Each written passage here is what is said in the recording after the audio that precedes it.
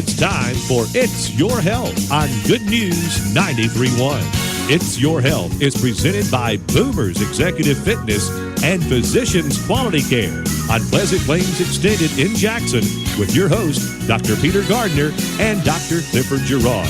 And now, it's Your Health. Health and fitness for our generation.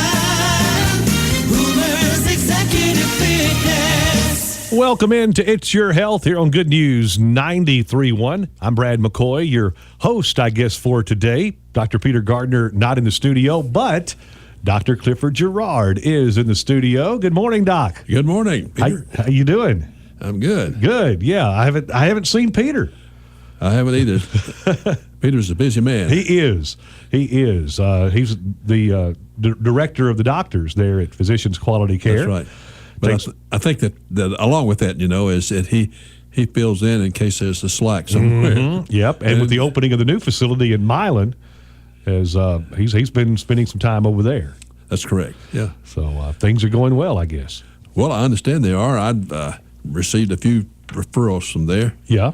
From Milan already? Right. Great. Yeah, we want to remind everyone that It's Your Health is presented by Boomers Executive Fitness and Physicians Quality Care. Physicians Quality Care now with 2 locations in Pleasant Plains Extended and also in Milan, right in front of Walmart and Lowe's. The brand new facility there. I understand it's going very, very well. They're open 7 days a week from 7 a.m. to 11 p.m. It's that simple. 7 days a week, 7 till 11. Physicians Quality Care and in Boomers Executive Fitness on Pleasant Plains Extended and Physicians Quality Care in Milan. This is an opportunity for folks to call in, Doc, if they have a question, particularly this morning, a cardiac question. You are our cardiologist by trade.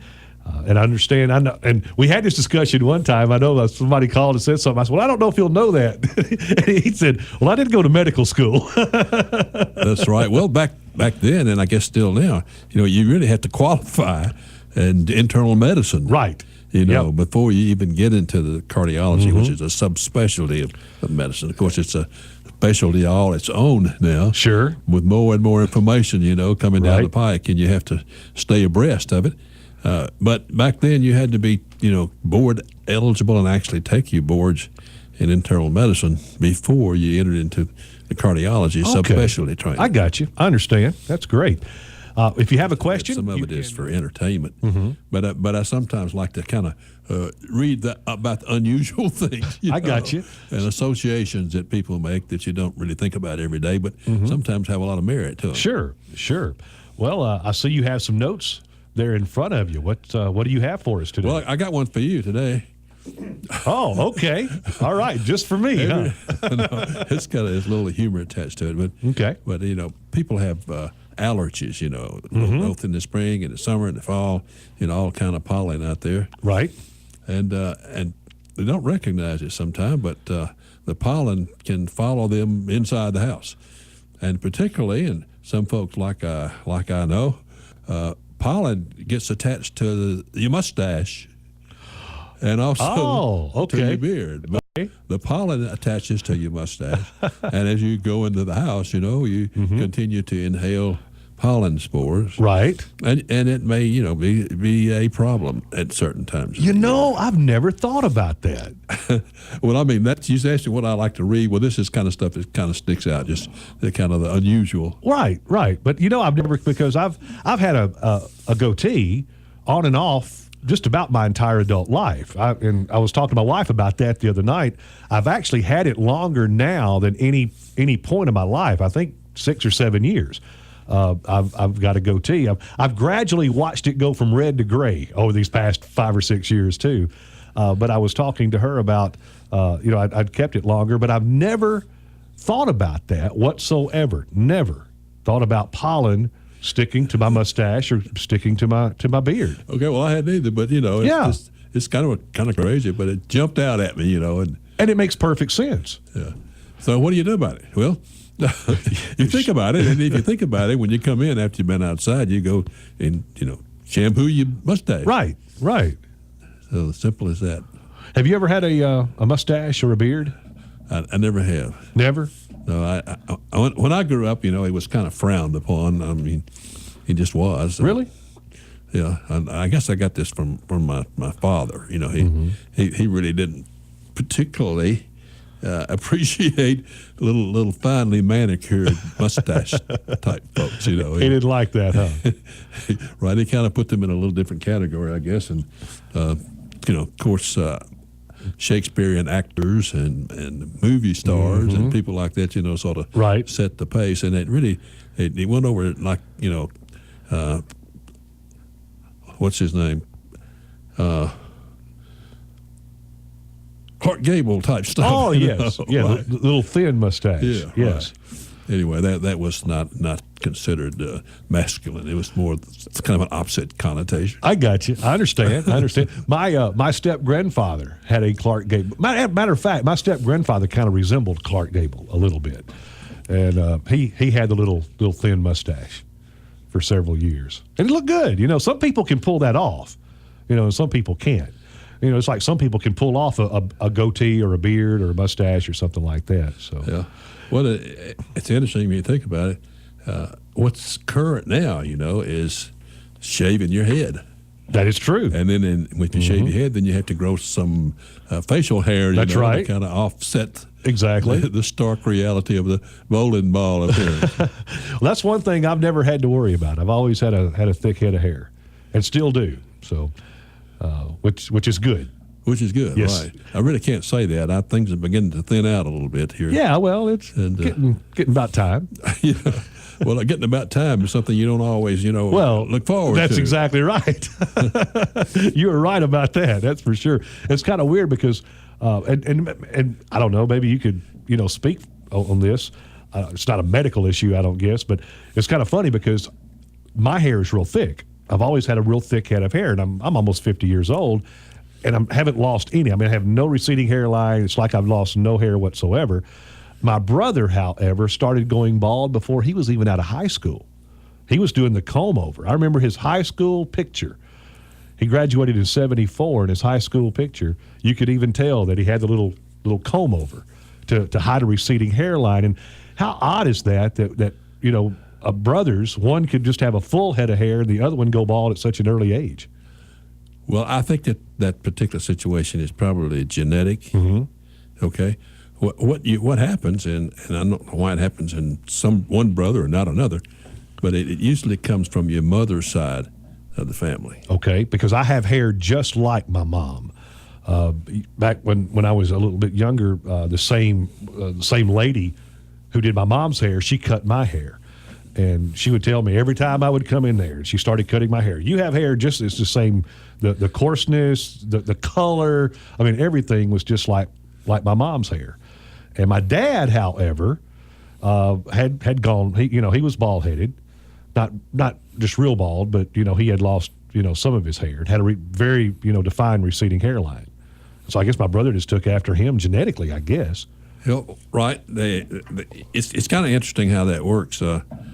If you get really bald, it usually comes from your mother's side, and it means that her father was bald. Okay.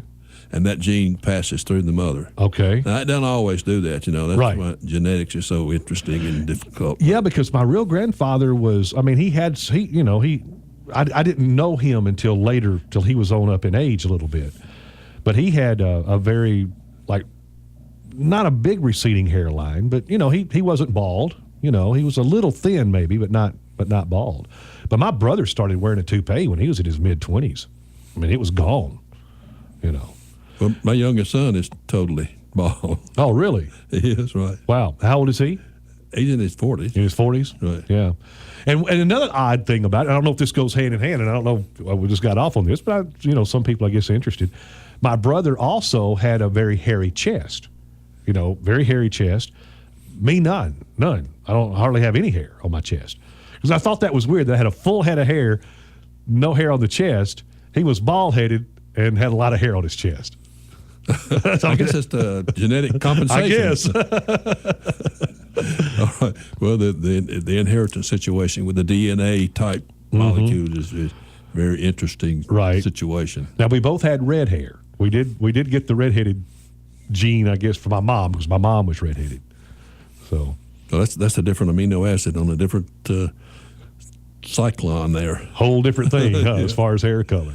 Yeah, that's one of the most amazing discoveries I think in science. It's a demonstration of the human genome, which is just a few years ago Right. that all this happened. And elaborate on that for me just a little bit because I'm not very well versed on that. Well, the human genome is the nucleic acid configuration that has to do with the inheritance of traits. Okay. Okay, and of course you get a one strand from the mother and one strand from the father. That's the way it works, and they combine and intertwine, and genes are expressed through the attachment of amino acids to this cyclical type molecule, Okay. which is very complex. Of course, it's very complex, but it has to be very small because it's included in the nucleus of every cell in your body. Right. know. I got you. So I got you. how that was done is, it's amazing to me, but it was done and completely worked out. So this was and just a few years ago. That's This is- right. Wow. So now, does that mean that maybe they can predict certain things as far as how a child is, some traits a child may have? I think it's only after the fact, Oh, okay. Okay. but nevertheless, there are some abnormalities in all of this inheritance pattern, and some of the things are inherited that are not terribly good. Sure. Like a tendency toward having certain weak points in your system, Exactly. or tendency to have a certain type of disease. Right. So anyway, it's fairly complex, and I only understand it from the surface viewpoint here. I understand. But that could even lead to inherited heart issues and such as that, right? Right. Well, inherited most everything. Right. Exactly. Because I guess I guess what you're saying, that every trait that we have is a direct result from our father and our mother. I mean, it has to be.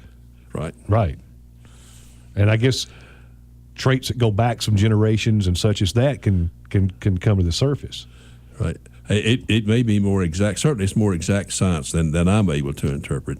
But you can have factors that were present 1 or 2 or 3 generations ago that wait until 4 generations later to Exactly. to manifest themselves. Exactly. And like I guess having twins is a lot of time.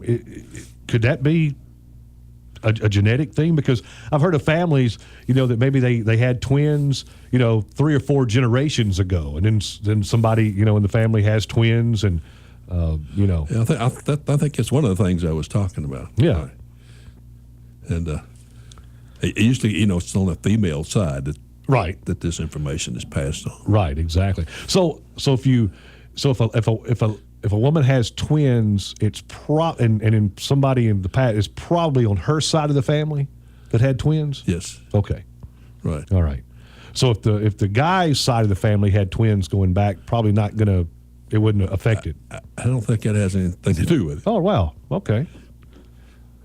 And there are 2 different kind of twins. Of course, we're talking about identical twins. Yes. Is the inherited proclivity, I guess. Okay.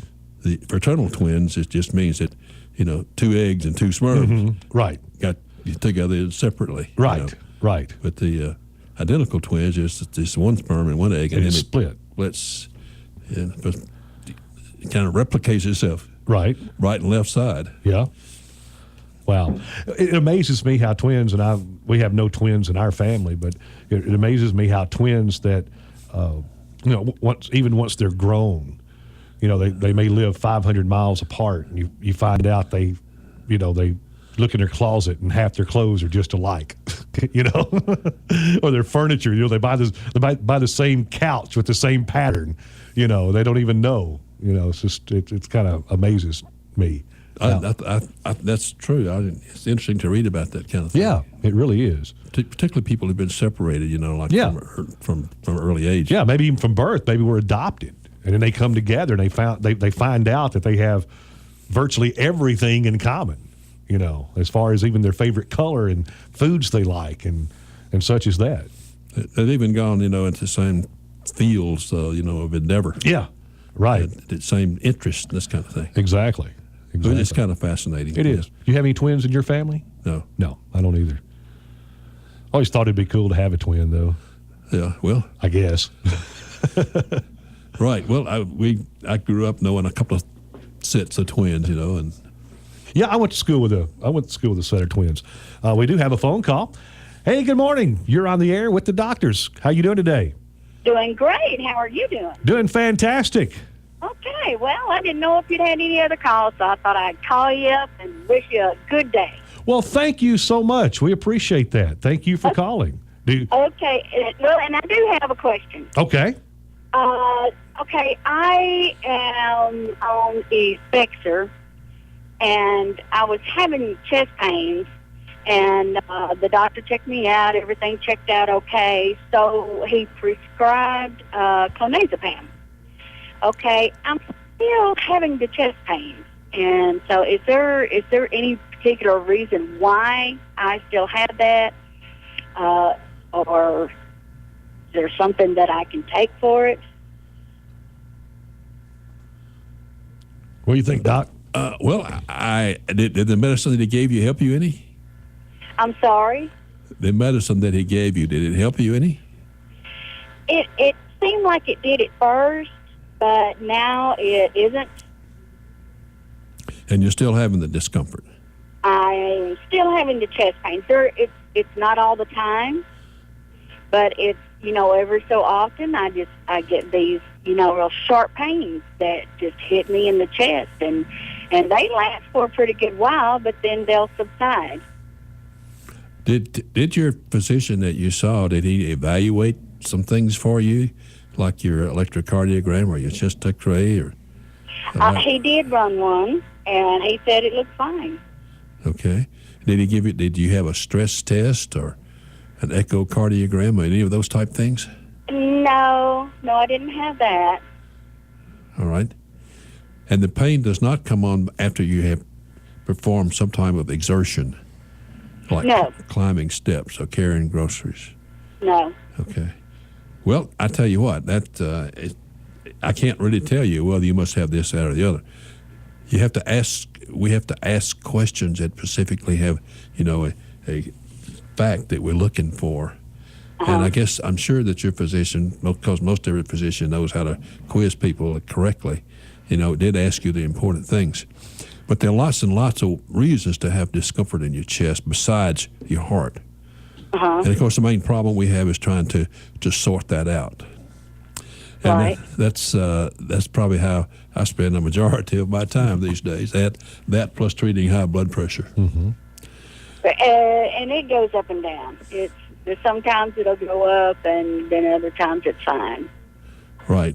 Well, I could name off 15 or 20 different things it could be, but it would just be kind of pig in a poke from where I sit. I would say that if this continues to bother you, that you need to be reevaluated again. Okay. Maybe would you maybe suggest having a stress test, Doc? Perhaps if it, yes, it's. I'm not sure how old you are, but it sounds like that you may be, in an age where things could be happening that you don't know about. Right. 52. 52. Okay, well, that's from where I sit. Yeah, that's a youngster. We appreciate that. Thank you. Well, and I do try to take care of myself. I walk every morning, and of course I am overweight, but that's the reason why I walk every morning. I'm trying to get that off. But I think he thought it was probably, and it probably was, like anxiety. And because at that time I had a very stressful job. Well, now I don't have a stressful job, but I'm still doing this.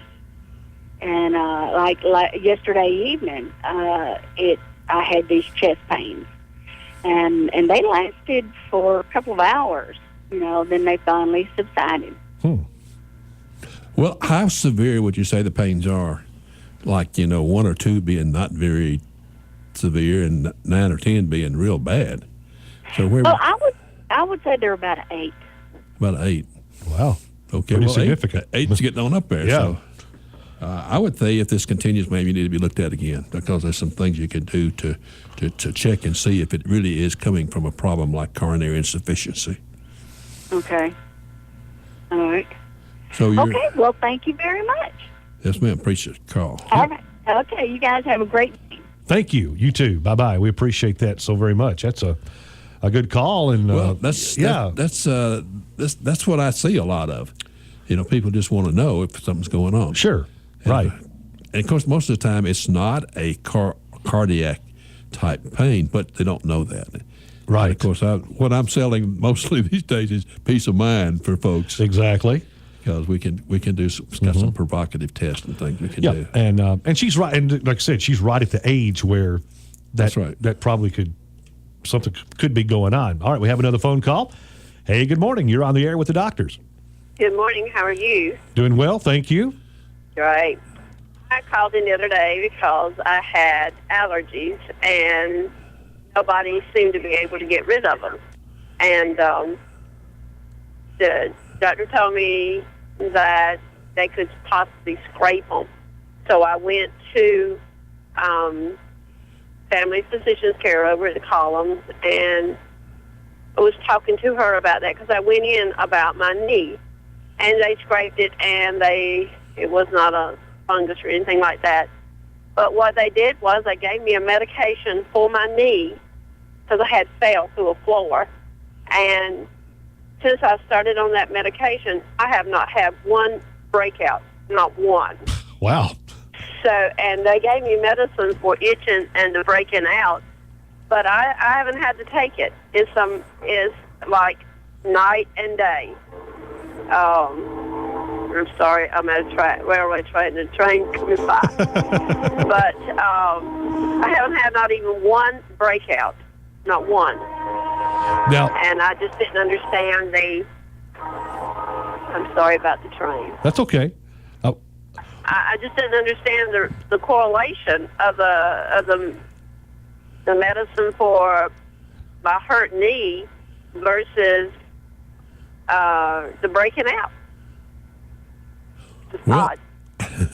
Well, you're speaking in generalities, and I wish you could speak a little bit more in specifics. What was the medicine that they gave you?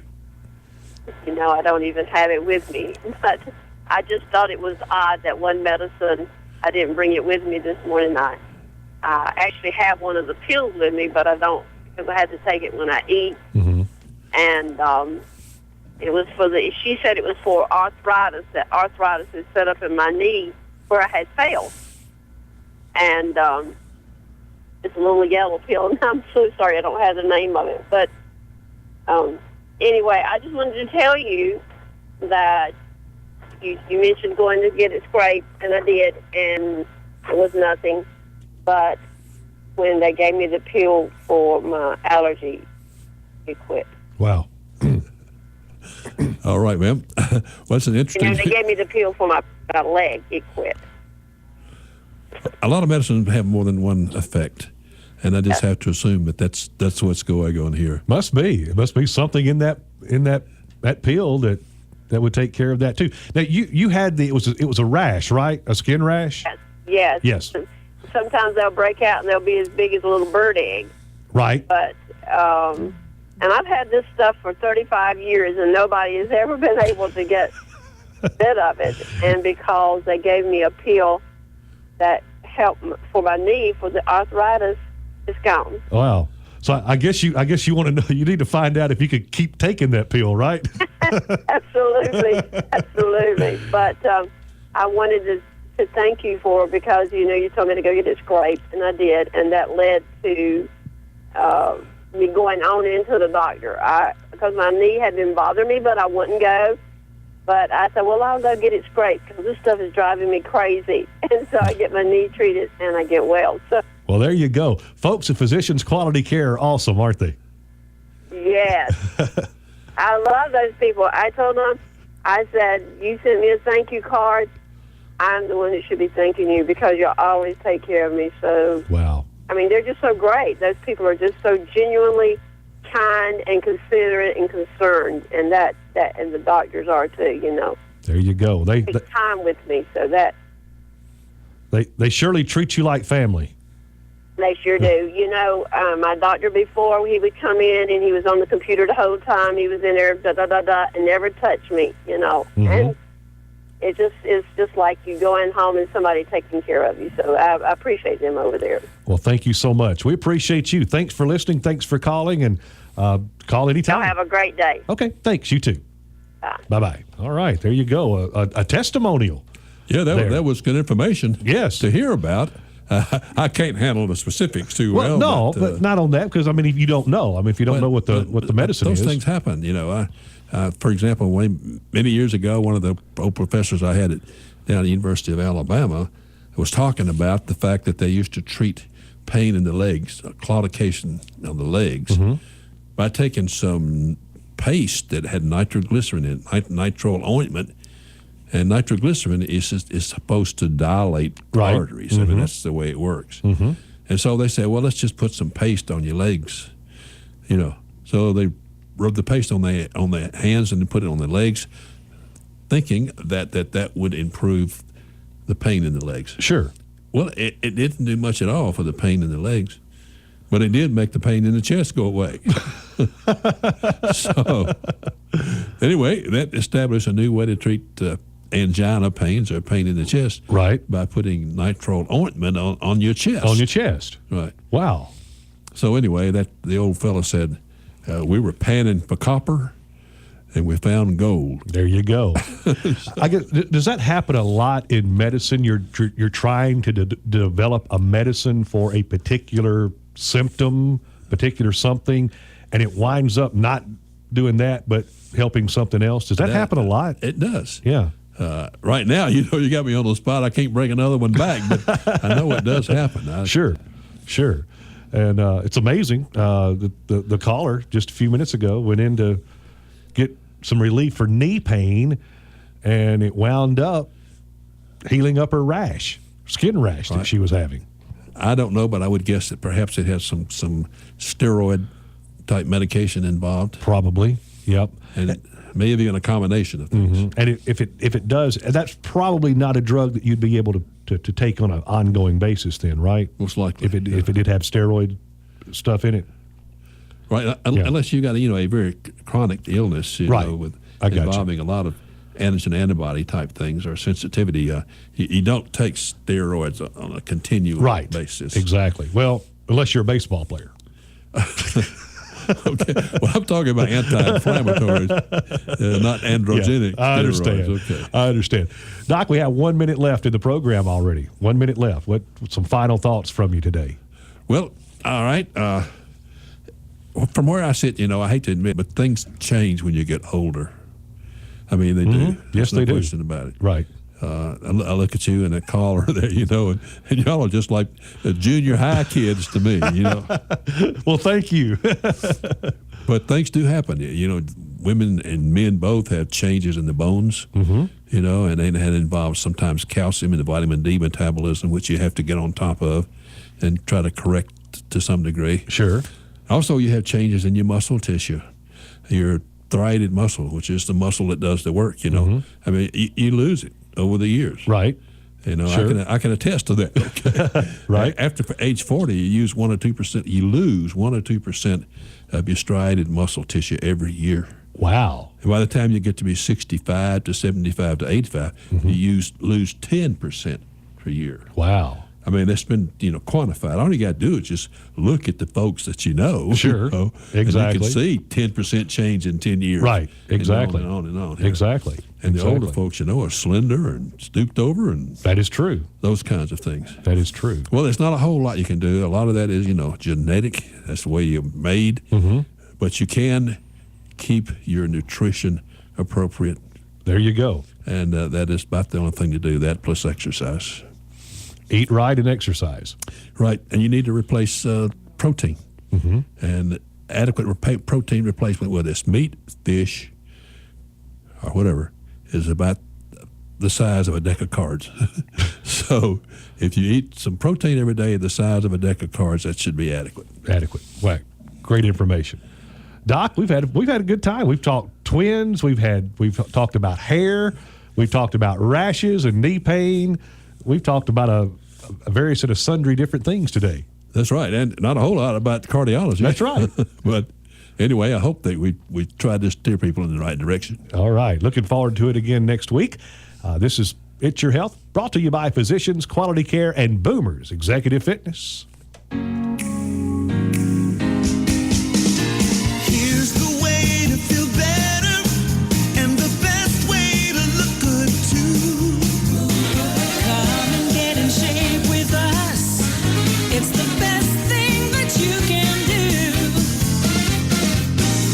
Health and fitness for our generation. Boomers Executive Fitness. You've been listening to It's Your Health with your host, Dr. Peter Gardner and Dr. Clifford Gerard, presented by Boomers Executive Fitness and Physicians Quality Care in Jackson. Tune in next Tuesday morning at 9 o'clock for It's Your Health, right here on Good News 93.1. Health and fitness for our generation.